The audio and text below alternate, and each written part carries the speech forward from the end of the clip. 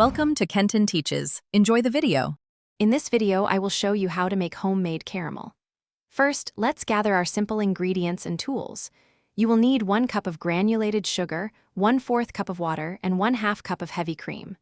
Also, have 4 tablespoons of unsalted butter, a pinch of salt, a heavy-bottomed saucepan, a whisk, and a heat-proof spatula prepared. Having everything ready makes the process smooth and enjoyable.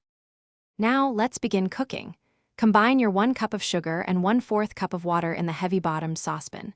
Stir gently over medium heat until all the sugar completely dissolves. This initial stirring is important. Once dissolved, stop stirring entirely. Let the mixture boil undisturbed until it transforms into a beautiful, deep amber color, which usually takes about 8 to 10 minutes. This color indicates perfect caramelization. This next step requires a little caution.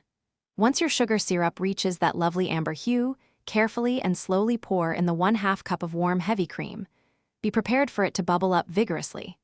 Whisk continuously as you add the cream to ensure a smooth, creamy texture and prevent the mixture from seizing. Finally, stir in 4 tablespoons of unsalted butter and a pinch of salt until everything is fully melted and combined. Congratulations, you've made homemade caramel. Now, remove the saucepan from the heat. Let the caramel cool in the pan for about 10 minutes. It will thicken as it cools.